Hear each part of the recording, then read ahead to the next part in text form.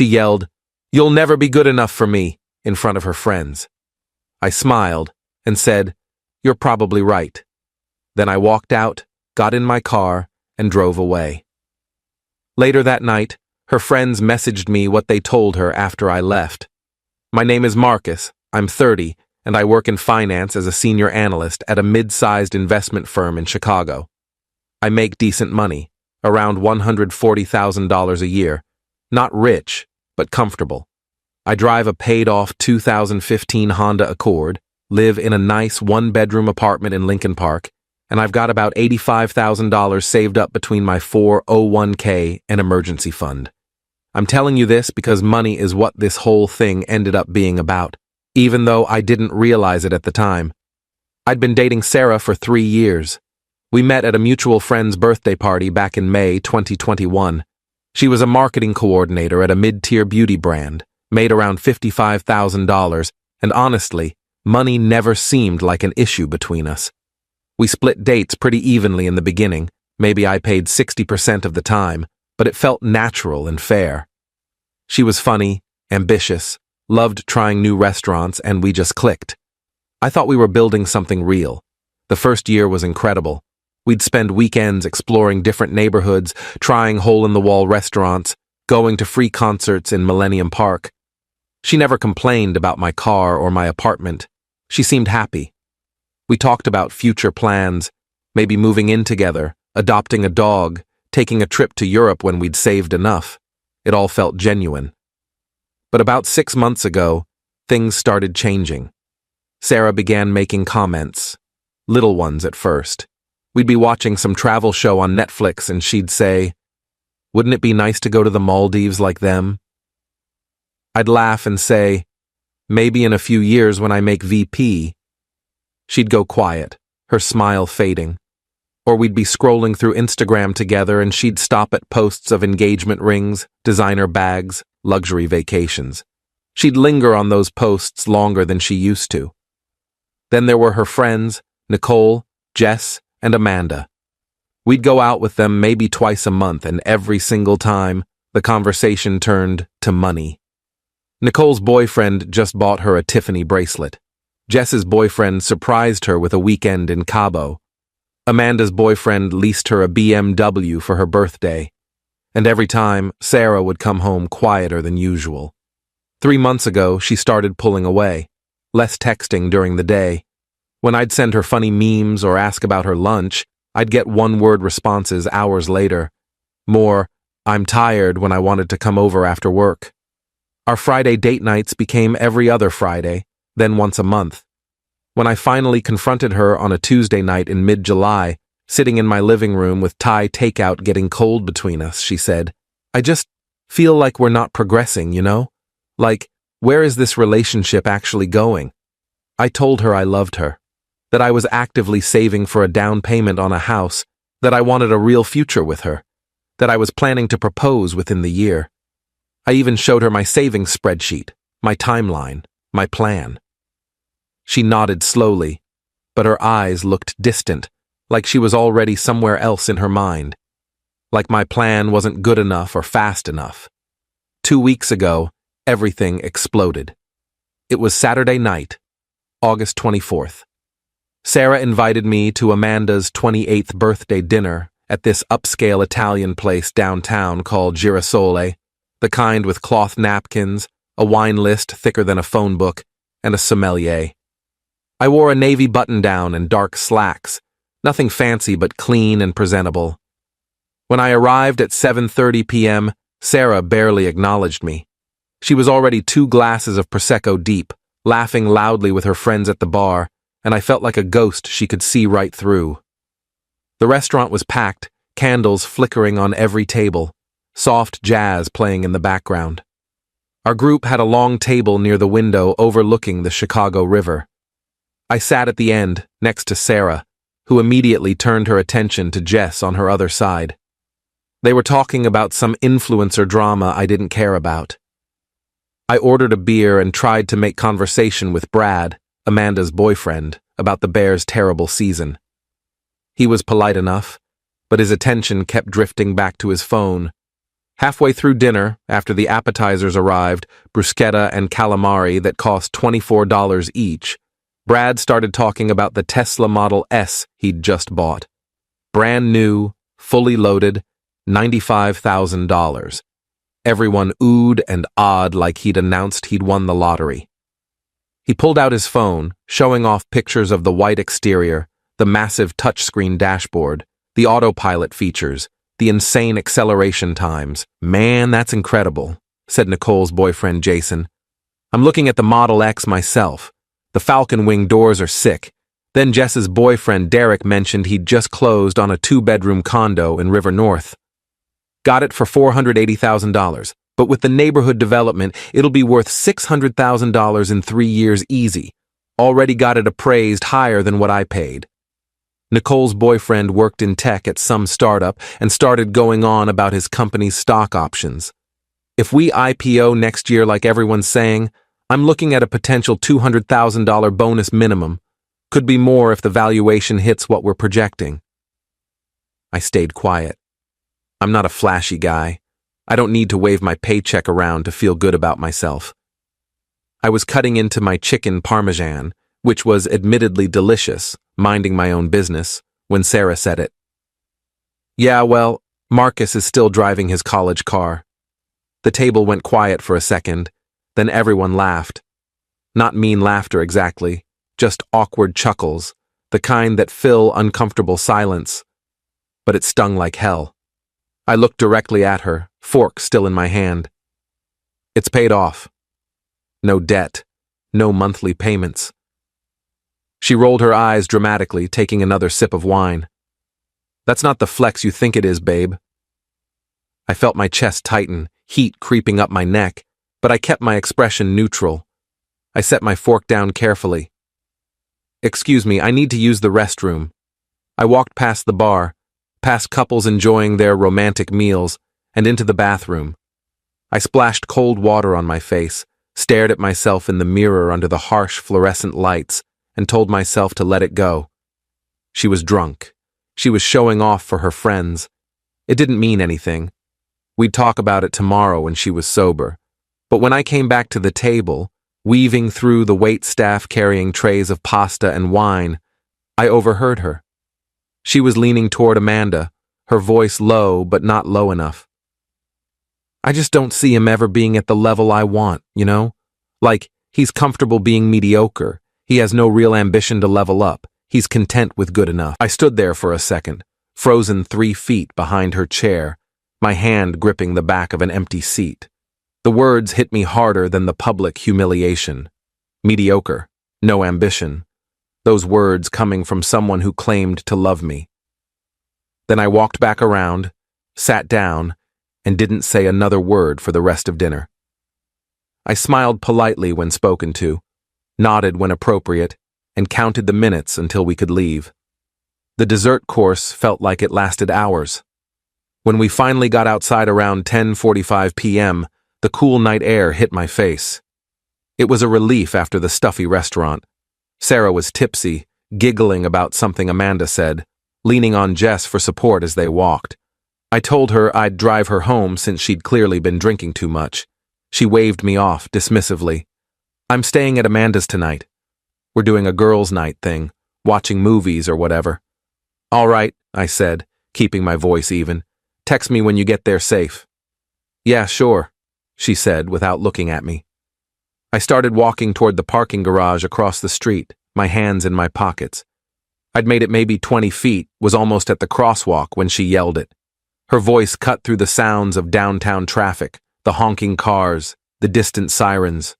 "You know what, Marcus? You'll never be good enough for me." Everything stopped. Her friends went completely silent. A couple walking their dog on the sidewalk turned to stare. A group of people smoking outside a bar looked over. I stopped walking, my back still to her, and took a deep breath. Then I turned around slowly. She was standing there in her black dress and heels, arms crossed, mascara slightly smudged, looking at me like I was the problem. Like I was the one who'd done something wrong. Her friends were staring at her with wide eyes, mouths slightly open in shock. I just smiled, calm, controlled, the kind of smile that doesn't reach your eyes. "You're probably right," I said, my voice steady and clear enough for everyone to hear. Then I turned back around, walked to my car, got in, and drove away. My hands gripped the steering wheel so tight my knuckles went white. I didn't cry. I didn't scream or punch my dashboard or call her names. I just drove home in complete silence, the city lights blurring past my windows, my mind surprisingly blank. When I got home around 11:15 p.m., I poured myself 3 fingers of bourbon, sat on my couch in the dark, and stared at the black TV screen for 2 hours. My phone sat face down on the coffee table. I didn't want to look at it, didn't want to see her excuses or apologies or whatever she'd send. Around 11:30 p.m., I finally picked it up. 3 messages were waiting. Nicole. "Hey, I'm really sorry about tonight. That was completely out of line. You didn't deserve that." Jess. "Dude, we told her off after you left. Like, seriously went off on her. She was way out of pocket. I'm sorry you had to hear that." Amanda. "Marcus, I need you to know that after you left, we all laid into her. I told her she just humiliated the best guy she's ever dated in front of everyone for no reason. Nicole called her shallow and materialistic. Jess said she was acting like a spoiled brat who doesn't know what she has. Sarah started crying and saying she didn't mean it, that she was just frustrated with her life and her job. But honestly, I think she's been listening to too much toxic bullshit from Instagram influencers and people who think a man's worth is his bank account. You deserve so much better than this. I'm really sorry my birthday was ruined like that." I read all 3 messages twice. I didn't respond to any of them. I turned my phone off and went to bed at 1 a.m., staring at my ceiling in the dark. Update 1. Sunday morning, I woke up at 9 a.m. to 14 missed calls from Sarah and a string of increasingly desperate texts that had come in overnight. Sarah. "Marcus, please call me." Sarah. "I'm so sorry I was drunk. I didn't mean any of it." Sarah. "Can we please just talk? I'm begging you." Sarah. "I love you. Please don't ignore me." Sarah. "You're not mediocre. I was just drunk and stupid." I didn't respond to any of them. Instead, I got up, made coffee, and called my best friend Kevin around 10 a.m. I told him everything that happened. He listened without interrupting, and when I finished, he said, "Bro, you dodged a nuclear missile." Let her sit with what she did. Don't respond. She needs to understand there are consequences. Monday at work, I kept my phone on Do Not Disturb the entire day. I buried myself in a complex portfolio analysis I'd been avoiding for weeks. Numbers, spreadsheets, market projections. It was exactly what I needed to keep my mind occupied. My boss even commented that I seemed exceptionally focused and asked if everything was okay. I just said I was in the zone. Tuesday was the same. Head down, working through lunch, staying until 7 p.m. Wednesday evening around 6:30 p.m., as I was heating up leftover pizza, there was a knock on my door. I looked through the peephole and saw Sarah standing there. I opened the door. She looked absolutely wrecked. Puffy red eyes, no makeup, wearing old gray sweatpants, and a Northwestern hoodie I'd never seen before. Her hair was in a messy bun. "Can I come in?" "Please." I sighed deeply and stepped aside. She walked in slowly and sat on my couch, the exact same spot where I'd sat alone after she humiliated me. The irony wasn't lost on me. "I was drunk and stupid," she started, her voice shaky. "I've been under so much pressure at work with the new product launch, and my friends have been in my ear about..." "About what?" I cut her off, my voice harder than I intended. "About me not being rich enough for you? Not flashy enough? Not good enough?" She looked down at her hands, fidgeting with her phone. "It's not like that." "Then what is it like, Sarah? Explain it to me. Because from where I'm sitting, you publicly humiliated me in front of your friends, called me mediocre, and told me I'd never be good enough for you. So please, help me understand." She was quiet for what felt like forever. I could hear my neighbor's TV through the wall, some sports announcer yelling about a touchdown. Finally, she said quietly, "I guess I just wanted more." "More of what?" I leaned forward. "I work hard every single day. I'm loyal. I've never lied to you or disrespected you. I've been there for you through job stress, family drama, everything. I was planning to propose to you. What more could you possibly want?" "I don't know," she whispered, tears starting to fall. "I just feel like everyone around me is leveling up their lives and we're just stuck in the same place." "Stuck," I repeated slowly, letting the word hang in the air. "You think 3 years of love and building something real together is being stuck because I don't drive a Tesla or buy you expensive jewelry?" She started crying harder, her shoulders shaking. "I didn't say that." "You did, actually. Maybe not in those exact words, but that's what you meant. You said I'd never be good enough for you, in front of everyone. You humiliated me. I didn't mean it. I swear to God I didn't mean it."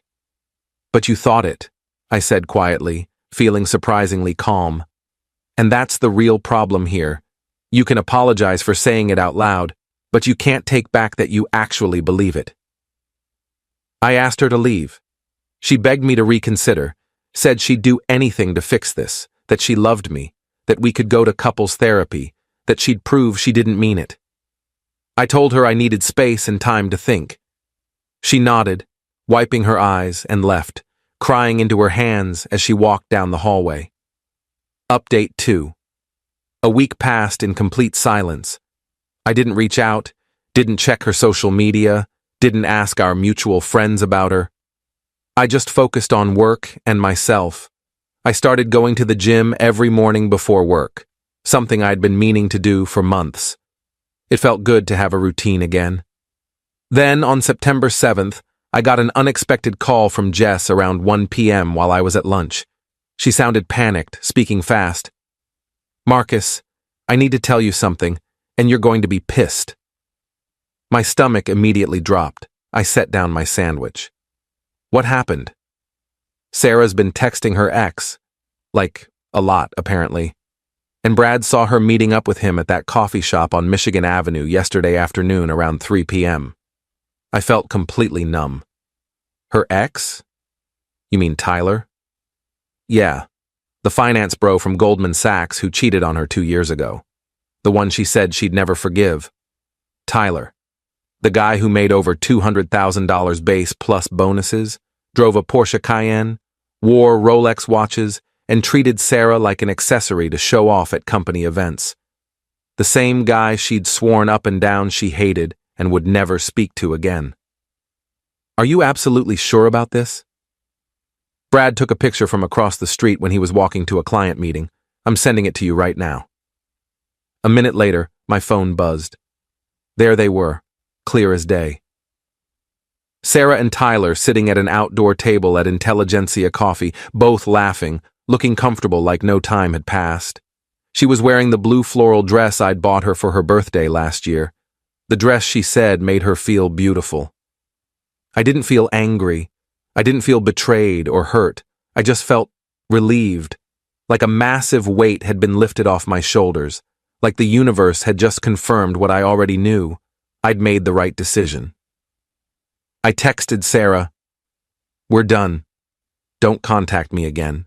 She called within 30 seconds. I declined the call and watched her name disappear from my screen. She texted immediately, "Marcus, please, let me explain. He reached out to apologize for everything. I swear it's nothing, we just talked. I still love you. Please." I blocked her number, her Instagram, her Facebook, everything. Complete digital silence. Update 3. 2 weeks after I blocked Sarah, Nicole called me on a Friday night around 8 p.m. I was at home watching a Cubs game with a beer, actually feeling pretty good about life. "Hey Marcus, I wanted to give you a heads up about something," Nicole said. "Sarah and Tyler made it official. They're dating again. She posted about it on Instagram this morning." "Good for her," I said, and I genuinely meant it. "She got what she wanted." "That's the thing, though," Nicole continued. "I don't think she did. Amanda and I went to brunch with her last Sunday, and she spent the whole time either on her phone texting Tyler or talking about him, but not in a happy way. She kept saying things like, he wants me to dress more sophisticated, and he thinks I should network more with important people, and he's helping me become a better version of myself. It was weird as hell. Sounds like Tyler, I said. He always treated her like a project. Yeah, well, it's gotten worse apparently. Jess saw them at dinner Tuesday night and Tyler spent the entire meal on his phone doing work emails. Didn't even look at Sarah, just kept ordering for her without asking what she wanted. I took a sip of my beer. That's his style. Everything has to be controlled by him. There's more, Nicole said. Amanda ran into Sarah at Target yesterday and Sarah looked miserable. She tried to act happy, showing off this Gucci bag Tyler bought her, but Amanda said her eyes looked dead. And get this, Sarah mentioned that Tyler wants her to quit her marketing job because it's beneath the lifestyle he's building, and he wants her to focus on being more present for his career needs.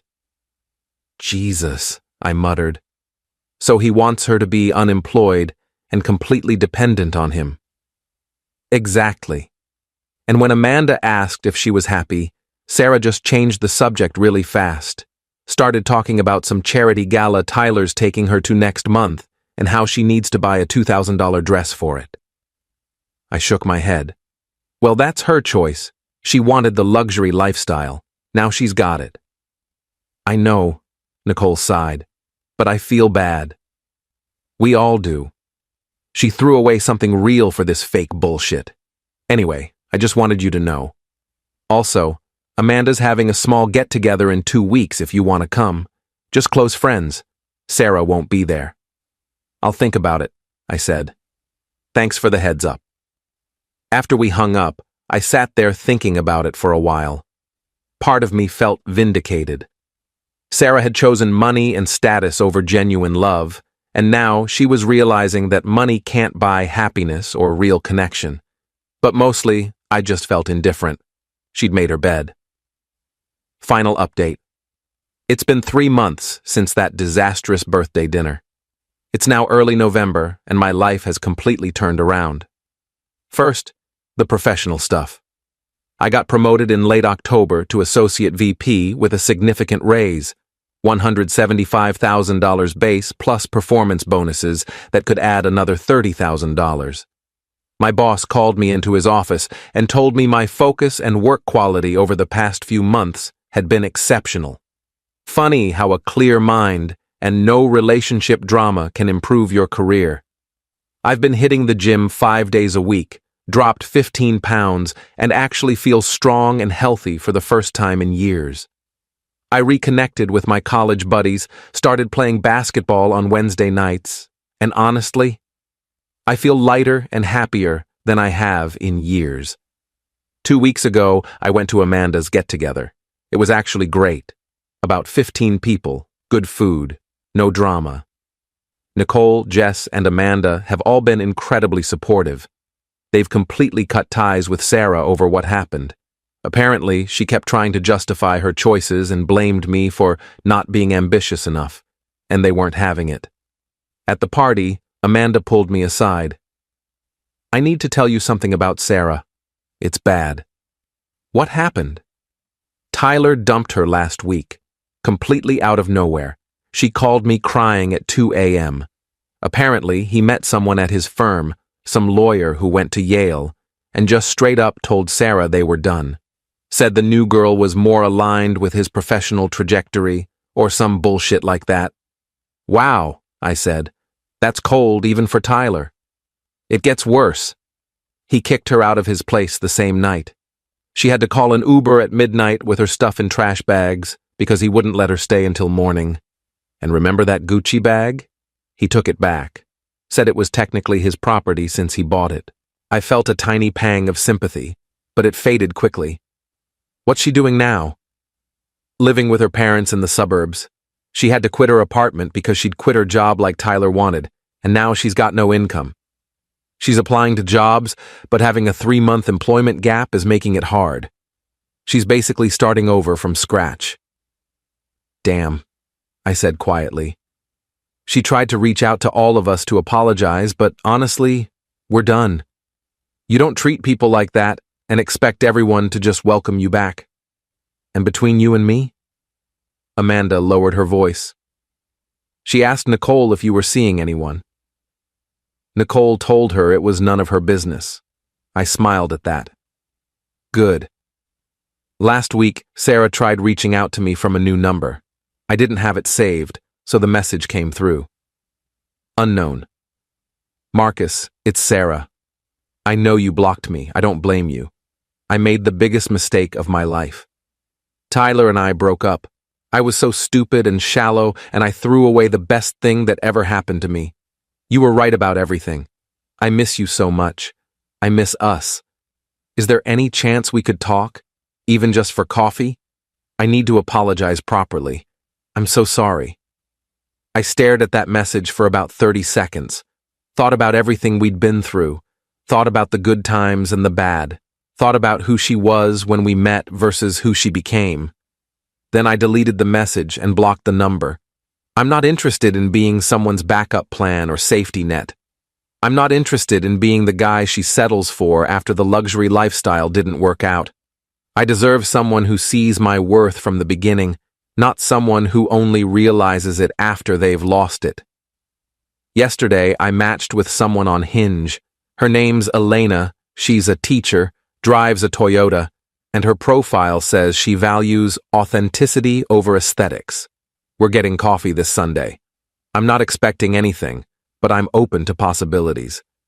As for Sarah, I heard through Nicole that she's back on dating apps, still living with her parents, working as a contract social media manager for like $40,000 a year. She apparently posts a lot of inspirational quotes about knowing your worth and not settling, which Nicole finds hilarious given the circumstances. I don't wish her harm. I don't wish her well either. I just don't think about her anymore. I'm focused on my own life, my own growth, my own future, and honestly, it feels pretty damn good. Edit 1. A lot of people are asking if I ever really loved her. I did, deeply. But love isn't enough when someone fundamentally doesn't respect you or value what you bring to the relationship. Edit 2.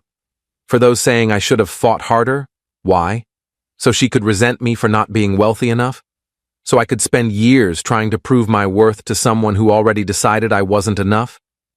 Pass. Edit 3. Someone asked if I'd take her back if she apologized again. Absolutely not. I'm nobody's backup plan or safety net. The fact that she only wants me back after Tyler dumped her tells me everything I need to know. Edit 4. The coffee date with Elena went really well. We talked for 3 hours. Getting dinner with her next week. Taking it slow, but I'm optimistic.